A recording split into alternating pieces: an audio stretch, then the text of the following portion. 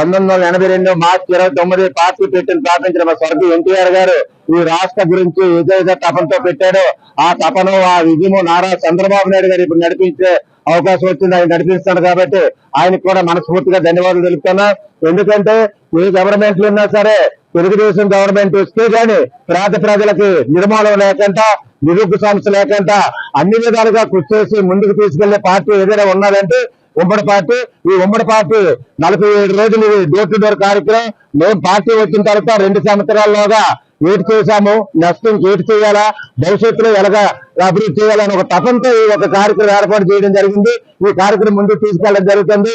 ఎందుకంటే పెన్షన్స్ 3,000 ఉంటే 4,000 ఇచ్చాం, వికలాంగులకి 4,000 ఉంటే 6,000 ఇచ్చాం, అలాగే కిడ్నీ పేషెంట్లకి 10,000 ఉంటే 15,000 ఇచ్చాం. వాళ్ళకి ఇచ్చే గవర్నమెంట్ ఉన్నదంటే ఒక తెలుగుదేశం గవర్నమెంట్ అని కూడా మీరు అందరికీ మనం చేస్తున్నాం.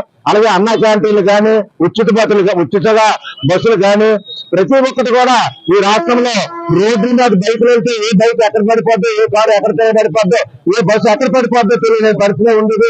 తెలుగుదేశం గవర్నమెంట్ వచ్చిన తర్వాత ఉమ్మడి పార్టీ వచ్చిన తర్వాత రూపురేఖ మారిపోయింది. 170 కాన్స్టిట్యూన్సీలో అంటే చేయగల శక్తి ఎవరున్నదంటే నారా చంద్రబాబు నాయుడు గారు సీఎం అయితే ఈ రాష్ట్రానికి అవసరం, రాష్ట్ర ప్రజలకు అవసరం, రాష్ట్ర అభివృద్ధికి అవసరమని ప్రజలను తీర్మానం చేసేసి 107 అంటే మనకి 11 సీట్లు ఆడుకోవచ్చు, 156 సీట్లు మనకు వచ్చాయంటే నిజంగా ప్రజల తాలూగా ఈ రాష్ట్రాల అభివృద్ధి కార్యక్రమం చేసించే వాళ్ళ అభిమానమే ఉన్నది కాబట్టి ఇంకా మన ప్రజలకు వెళ్తాను కాబట్టి ప్రజలకు కోరుకునే సమస్యలు ఏంటంటే వాళ్ళు కోరికలల్లా చూసాం.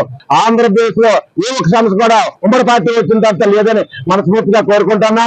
మనకి ఈ ఉత్తరాంధ్ర 3 జిల్లాలో ఎలాగుంటాయి, సుందరనగర్ లా ఉంటాయి. ఎందుకంటే ప్రధాన 2వ తారీఖున వస్తాను, 2వ తారీఖు 1వ తారీఖు వస్తాను ఇక్కడ ఓపెనింగ్, ఎయిర్పోర్ట్ ఓపెనింగ్ ఎలాగుంటది అంటే ఉత్తరాంధ్ర 3 జిల్లాలకు కూడా అభివృద్ధి కార్యక్రమం నోచుకున్న ఎందుకంటే నారా చంద్రబాబు నాయుడు గారికి ఆ తల్లి ఆశీర్వాదం ఉంది. ఇంక 100 అవసరం వల్ల ఈ రాష్ట్ర ప్రజలు కాపాడాలా, రాష్ట్రాలు కాపాడాలని మనస్ఫూర్తిగా కోరుకుంటూ ఈ అవకాశం ఇచ్చిన పెద్దలకి అందరికీ ధన్యవాదాలు తెలుపుతూ మా ఉండే 17 బూతుల్లో ఇప్పుడు స్టార్ట్ చేసింది 91, 92, 88 స్టార్ట్ చేస్తారు. అక్కడి నుంచి సాయంత్రం కంటిన్యూగా స్టార్ట్ చేస్తారు. మనస్ఫూర్తిగా కోరుకుంటూ ముందు కూటమి ప్రభుత్వం ఐక్యంగా ప్రజల తాలూకా మద్దతుతో ప్రజా పట్టాభిషేకం జరిగి నేటికి 2 సంవత్సరాలు పూర్తి కావస్తున్న శుభ సందర్భంగా తెలుగుదేశం పార్టీ కూటమి కార్యకర్త ప్రతి ఒక్కరు కూడా గుండెల మీద చేసుకుని ప్రతి ఒక్కరు కూడా ధైర్యంగా ప్రభుత్వ సంక్షేమ పథకాలను కానివ్వండి, ఫలాలను కానివ్వండి గత ప్రభుత్వంతో పోల్చుకుంటే ఈ రోజు అభివృద్ధి ఒకవైపు, సంక్షేమాన్ని ఒకవైపు ఇచ్చిన ఏకైక పార్టీ ఏదైనా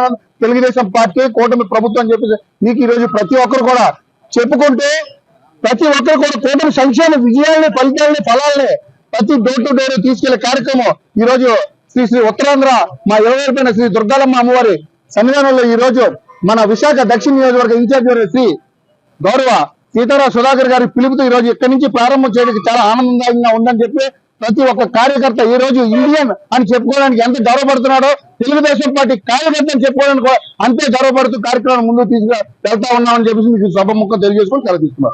పాదయాత్రలో మేము ఇచ్చినటువంటి హామీలు ఏవైతే ఉన్నాయో ఆ హామీలన్నీ ఒకటి నెరవేరుస్తూ ఈ రోజు పెన్షన్లు కానివ్వండి, ఎన్టీఆర్ భరోసా ఇవన్నీ, అలాగే హౌసింగ్స్ కానివ్వండి, లేకపోతే గుంతలు లేనటువంటి రోడ్లు కానివ్వండి, ఏదైతే మా కార్యక్రమాలు చేసుకుంటున్నామో ఆ కార్యక్రమాలన్నీ ఈ రోజు సౌత్ నియోజకవర్గంలోని డోర్ టు డోర్ క్యాంపెయిన్ గా 35వ వార్డుని ఈ రోజు మా కార్యకర్తలు, మా నాయకులు, అలాగే ఎక్స్ కార్పొరేటర్స్ వీళ్ళందరూ సమక్షంలోని ఈ రోజు ప్రతి బూతులకి వెళ్ళి గవర్నమెంట్ చేసినటువంటి అభివృద్ధిని ఇంకా రానున్న ఈ 3 సంవత్సరాల్లో ఏదైతే ఇంకా పెండింగ్ ఉన్నాయో, ప్రజల్లో ఉన్నటువంటి సమస్యలు ఏవైతే ఉన్నాయో అవి కూడా తీసుకుని వచ్చి మరి గవర్నమెంట్ దృష్టికి తీసుకెళ్లి ఆ సమస్యలు కూడా పరిష్కరించే దిశగానే ఈ రోజు కూటమి గవర్నమెంట్ మేము ఈ డోర్ టు డోర్ క్యాంపెయిన్ చేయడం జరుగుతుంది.